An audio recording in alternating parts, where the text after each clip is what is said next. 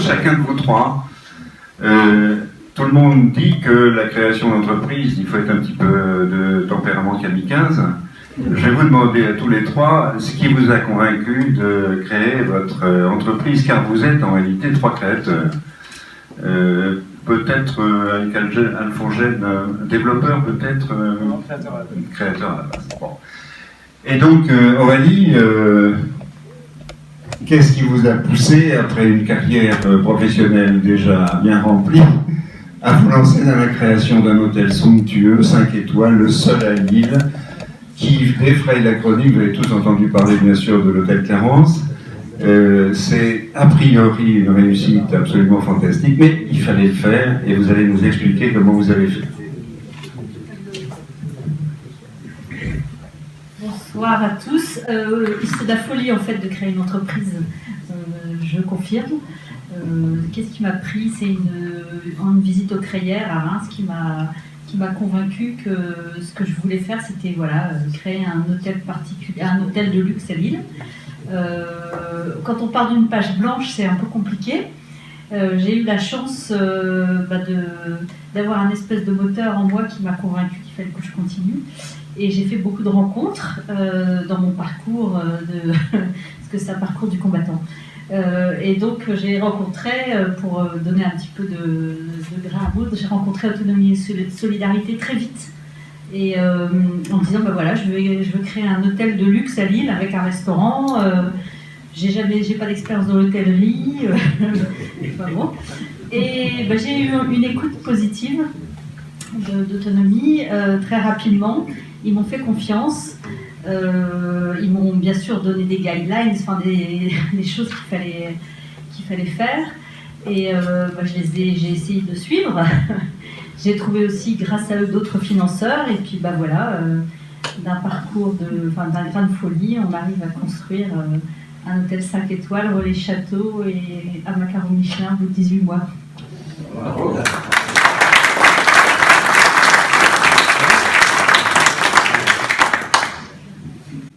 Aurélie est trop modeste. Il faut quand même que je signale en particulier que son acharnement a été tel qu'elle a mené quasiment à leur terme 2 projets successifs. La première fois qu'elle a effectivement contacté Autonomie, c'était pour un projet X. Ce projet est allé jusqu'au bout, le financement était acquis, tout était fait, tout était bouclé.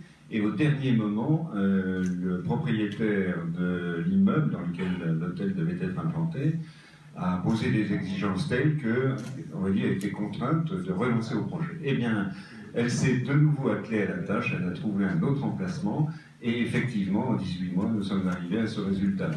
C'est assez fabuleux parce que elle a aujourd'hui, au bout de 18 mois, un chiffre d'affaires qui était prévu comme étant celui, ou devait être celui, de la 3e année. C'est vous dire quelle performance elle a réalisée, et je crois véritablement qu'on peut tout à fait l'en féliciter. Alors comme je souhaite la libérer peut-être un petit peu rapidement, mais pour la bonne cause, dites-nous Aurélie ce que vous auriez souhaité avoir en plus d'Autonomie et Solidarité. D'autonomie et solidarité, c'est qu'est-ce que vous attendez ou qu'est-ce que vous auriez attendu que vous n'avez pas su? Plus d'argent.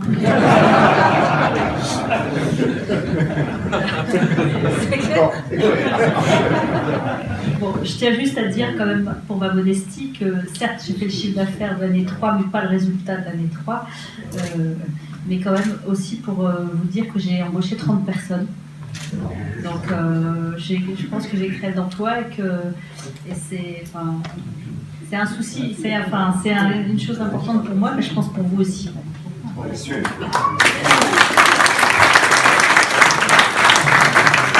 Merci Aurélie, si tu veux, tout le monde comprendra. Merci encore. On va passer à Antoine Bobo peut-être. Alors on va changer de domaine d'intervention, ceci pour vous dire que Autonomie se refuse à faire des choix. On finance toutes sortes de sociétés de création. Aurélie est un exemple, Antoine Bobo en est un autre, de manière tout à fait différente. Et je vais lui laisser la parole pour qu'il vous donne son parcours et puis qu'il nous explique comment, effectivement, il a contacté Autonomie et comment les choses se sont passées avec nous. Personnel qui vous a amené à la création de la section. Donc oui, j'ai créé maintenant en 2012 entreprise métal insertion ENI, qui est une entreprise d'insertion en métallerie. On fabrique tout ce qui est portail, garde-corps, escalier, ainsi de suite, avec des salariés qui sont en insertion pour la plupart. Voilà, aujourd'hui on est 17, ça fait 4 ans. 4 ans de sprint, donc j'avoue que la question qui paraît tout à fait anodine, ça fait 4 ans que je ne me la suis pas posée, donc c'est un peu bizarre. Pourquoi on en arrive là? Personnellement, je pense que j'ai un petit côté idéaliste. J'avais envie, je crois vraiment à l'entreprise solidaire. Je pense que c'est vraiment... il y a plein de façons d'aider son prochain. Alors c'est un côté un peu gentil, mais voilà, c'est un peu l'idée. Il y en a qui sont médecins, il y en a qui soignent des gens, il y en a qui sont assistants sociaux, il y en a qui sont éducateurs, il y en a qui sont professeurs. Et moi, assez vite, je me suis rendu compte par mes expériences professionnelles que ce qui pouvait à la fois rendre service et qui était dans mes compétences, c'était d'essayer de donner la possibilité à des gens de retrouver un travail et de s'en épanouir et du coup de retrouver goût à la vie et de se relancer, quoi. Voilà. Et donc j'ai fait ça à l'ICAM à travers d'abord la création d'une école à l'ICAM, l'école d'ingénieurs, à travers la création d'une école de production. Donc c'est mettre des jeunes en situation de 15 à 17 ans en situation de travail pour les lancer et pour leur apprendre un métier de façon très concrète.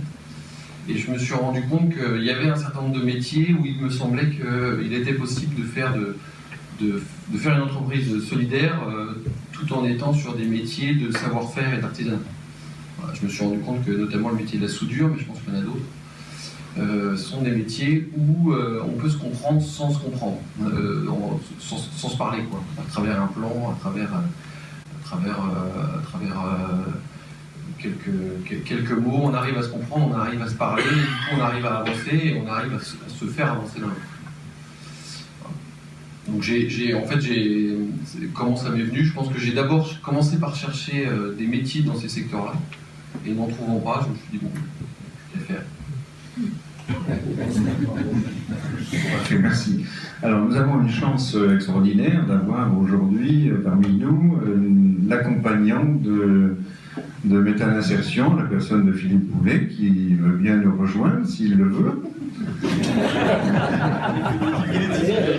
C'est vrai qu'il est timide, mais je vais vous dire pourquoi je lui demande d'intervenir. Parce que tout à l'heure, Aurélie, j'ai pas voulu parler de son accompagnant, puisque son accompagnant, c'est moi. Donc, tandis que là, je suis très à l'aise. Je vais vous laisser dialoguer à vous deux pour expliquer à nos amis comment un accompagnement autonomie fonctionne. Voilà. C'est relativement simple, puisque Antoine a tout dit. C'est un métier où on se comprend sans se parler. Donc ça fait 4 ans qu'on se voit régulièrement, à peu près tous les mois. Et on ne se parle pas, puisqu'on est sur plan interposé. Je crois que c'est peut-être mieux. Non, avec Philippe c'était facile. Je pense que on a des caractères qui fait qu'à mon avis le courant est vite passé, donc ça c'est important, je pense. Il suffit pas, c'est pas que la théorie, c'est aussi de se sentir à l'aise l'un l'autre. Je pense que ça on a assez vite senti qu'on se sentirait à l'aise l'un l'autre dans la façon de fonctionner. C'est vraiment important à plein de titres. Moi, l'un des premiers titres, ça serait ne serait-ce que d'avoir quelqu'un qui, de temps en temps, est là que pour écouter tous les problèmes qu'on a et qui dit mais t'inquiète pas, on va y arriver. Et rien que ça, même si des fois il n'y a pas de solution concrète qui apparaît, ça fait du bien. Rien que ça, c'est des bons moments et rien que ça, c'est un peu.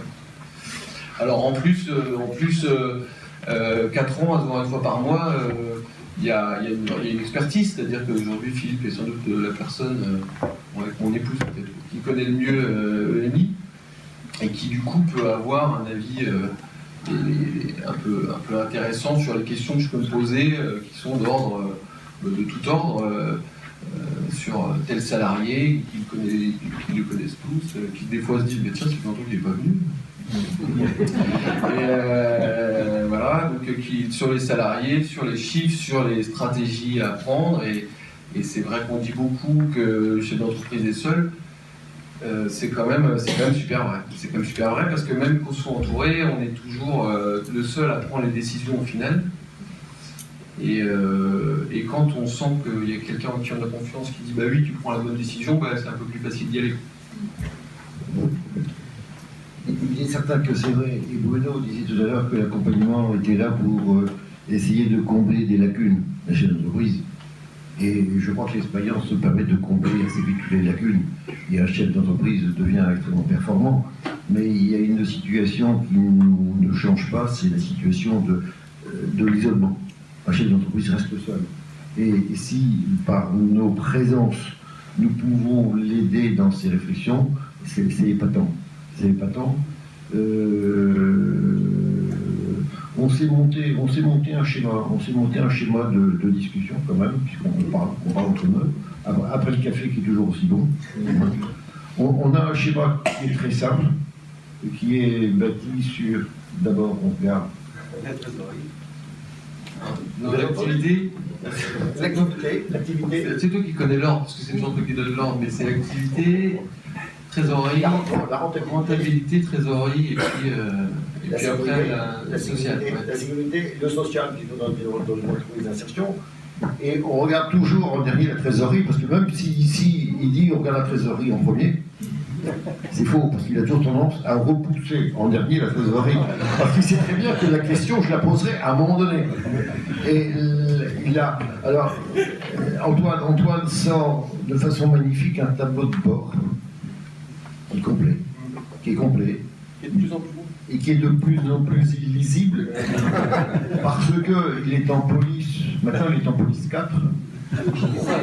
5, parce qu'il veut tout avoir.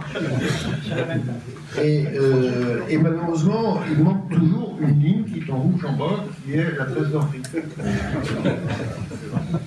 Mais on sait très bien que la trésorerie va s'améliorer. Alors, on dit ça en souriant, mais on est quand même très content d'être ici tous les deux.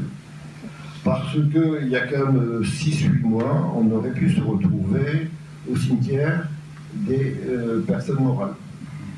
Ouais, l'entreprise a failli disparaître. L'entreprise a failli disparaître parce que un client important qui avait une dette d'environ 1 mois et demi de chiffre d'affaires, presque deux, a été un mauvais payeur. Donc là, il a fallu passer un peu de temps. Et il a fait appel à nouveau à la compétence et à l'appui d'autonomie. Ah oui, non, mais ça c'est clair. L'année dernière, je remercie aussi Teddy, on a sacrément eu chaud. Donc effectivement, 2 mois de chiffre d'affaires avec en plus c'était pas juste un mauvais payeur qui reculait le paiement, c'était un mauvais payeur qui était, de mon point de vue, une question de très mauvaise foi, et qui refusait de payer en fait. Donc on avait l'incertitude même de toucher un jour ces 2 mois de chiffre d'affaires. Donc il y a l'année dernière, on s'est retrouvé effectivement avec des problèmes de trésorerie et 2 un risque important d'avoir des dettes trop importantes pour pouvoir continuer à avancer, quoi. Donc là il y a eu une étude, je pense, vraiment intéressante d'autonomie, enfin complète avec beaucoup de questionnements à juste titre. Avec un avocat de grande valeur, Philippe, qui a toujours cru au projet. Et effectivement, je pense que Autonomie est l'un des rares organismes à avoir dit on croit en EMI. Je pense que la présence de Philippe qui était là depuis le début joue aussi, c'est-à-dire qu'il savait, il avait vu comment ça fonctionnait. Je pense qu'il avait forcément un avis assez pointu par rapport à d'autres organismes qui sont juste venus pour l'occasion et qui ont regardé un peu et qui sont inquiétés, qui sont partis. Et puis effectivement, on a bien fait parce que finalement, on a été... Il y a eu un procès, et juste avant le procès, on a réussi à avoir une conciliation, et qui fait qu'on a récupéré au moins une partie importante de ce que l'entreprise nous devait. Donc on est aujourd'hui... je ne suis pas du genre à dire on est sauvé parce que je trouve que chaque jour et sur chaque affaire on peut se planter, et voilà, mais on est en tout cas revenu à un niveau tout à fait bon, et on peut être plutôt optimiste et confiant sur l'avenir. Parfait. Alors, je termine et je confirme les appels aux bénévoles accompagnateurs, appels lancés par Bruno Partidi et par Christian, parce que je peux vous dire que j'y trouve beaucoup de plaisir à accompagner Antoine et son projet. Et les hommes, les 17 qui font partie de l'équipe. Et lorsque l'on passe dans son atelier et qu'on a des mains avec des gants noirs, plein de graisse, etc., et qui vous les enlèvent pour vous serrer la main, et des yeux qui brillent parce qu'ils ont du boulot, et qu'on les voit évoluer, ça c'est un véritable remerciement.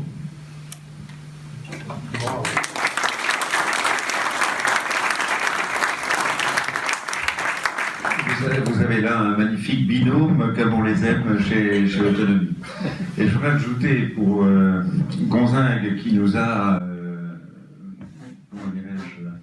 formés à l'écoute, formation à l'écoute, c'est la 3e ou la 4e formation à l'écoute active, parce qu'effectivement, en réalité, c'est vrai qu'on peut de temps en temps apporter des compétences, des renseignements, etc., mais je crois que l'essentiel, c'est effectivement d'être à l'écoute du chef d'entreprise, de savoir partager avec lui un certain nombre de choses, de difficultés, etc.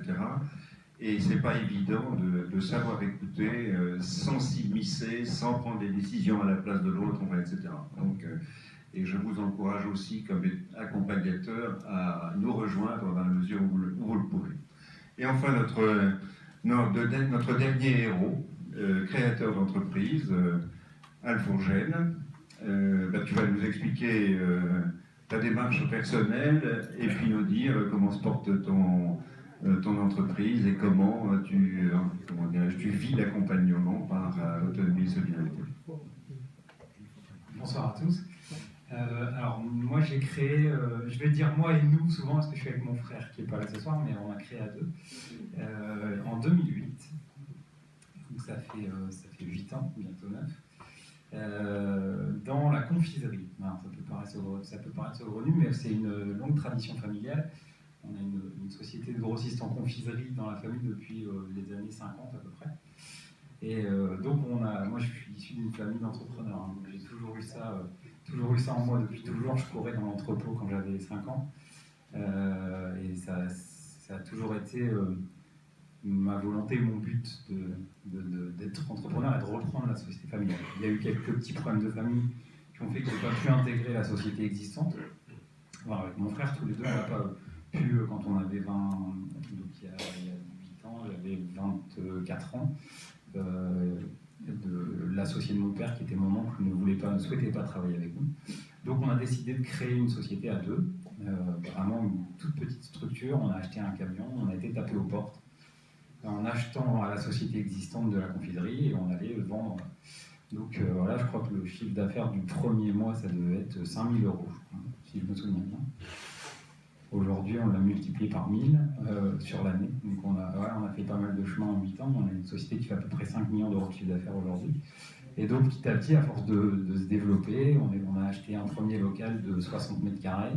Ensuite, on a investi un bâtiment de 300 mètres carrés. Ensuite, un bâtiment de 700 mètres carrés. Aujourd'hui, on a acheté il y a un mois un entrepôt de 2500 mètres carrés. Voilà, on a 18 salariés. Et on a, il y a 2 ans, on a acheté la société de la génération d'au-dessus. En fait. Un jour, on a été les voir et on a dit bon, maintenant, on est devenu suffisamment gros pour réfléchir au projet de vous racheter. Et voilà.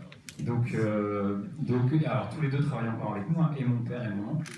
Pour mon père, c'était très simple parce que depuis toujours, il avait qu'une envie, c'était de nous voir arriver. Mon oncle a fait un énorme travail sur lui-même. Il s'est retrouvé salarié, donc c'était pas évident. Mais voilà, il a fait d'énormes efforts et aujourd'hui, il est toujours là et il souhaite rester là. Et on a la bougeotte, hein, avec mon frère, on a toujours envie d'avancer, de faire autre chose. On a acheté une nouvelle société il y a 1 mois, un peu plus, il y a 3 mois, pardon, parce qu'on faisait que du B2B jusqu'à présent. Notre métier, c'était vraiment d'acheter aux fabricants comme Haribo, comme Lutti, comme Verquin, enfin, voilà, tous les fabricants de confiserie, et de revendre aux professionnels. Et pour développer notre panel de clients, on a acheté une société en B2C pour élargir notre clientèle, et au lieu de s'adresser à 100 000 clients potentiels en France, on avait 66 millions. On a maintenant 66 millions de consommateurs potentiels. Donc voilà, on a ce parcours-là. On a fait appel à l'autonomie et solidarité dans une période de la société parce qu'on avait une croissance à 2 chiffres tous les ans. On avait une croissance à peu près de 30% par an. Et des petites sociétés comme ça, les banques, c'est quelque chose qu'elles ont du mal à comprendre et à analyser. Voilà, elles ont beaucoup de mal à comprendre notre projet. Elles regardent un tableau de chiffres qui ne veut rien dire quand on est des petites structures et elles n'arrivent pas à comprendre la volonté du chef d'entreprise, voir dans quelle direction il va avancer, faire confiance aussi aux jeunes dirigeants. Parce que moi j'ai que 32 ans aujourd'hui. Donc quand on a 26, 27 ans, on n'est pas forcément pris au sérieux. Même jamais d'ailleurs. Mon frère a 28 ans aujourd'hui, vous voyez, il a commencé à 20 ans. Donc, alors je ne sais plus pourquoi on s'est tourné vers Autonomie Solidarité. Je crois que c'était en cherchant sur Internet, ça devait être ça. Et on a rencontré Patrice. Un truc qui nous a énormément servi aussi, c'est les commissions qu'on passe quand on veut. J'ai trouvé que ça avait été, en tout cas pour moi, hyper utile parce que c'était nos premiers tests où on devait être confronté à des gens qui ont de l'expérience. Et j'avais le sentiment en sortant de là d'être passé dans une machine à laver. Et en même temps, j'ai compris après où c'était votre solution de trouver les gens qui avaient envie, qui répondaient aux attentes et voilà, pour vraiment cerner les projets sérieux. Mais c'était un super test, vraiment ça nous a servi après quand on devait défendre devant des commissions plus importantes. Voilà, on s'est servi vraiment de ce moment-là qui nous a vraiment été utile. Et voilà, donc on est en Autonomie Solidarité est rentré au capital de la société donc en 2000. Non, un peu plus tard, je crois. Ouais, 2014. Juste avant le rachat en fait des différentes structures. Donc voilà. Alors pourquoi l'introduction en bourse? Ouais, non, je pense pas, on n'en est pas là. On restera une petite société familiale. Hein. On travaille avec forcément mon père, mon oncle, il y a mon cousin qui travaille, ma cousine qui travaille chez nous. On essaie de privilégier les gens qui sont proches de nous. On a travaillé avec des sociétés d'insertion en intérim, avec des gens qu'on a testés pendant quelques mois et après qui ont intégré notre structure aussi. On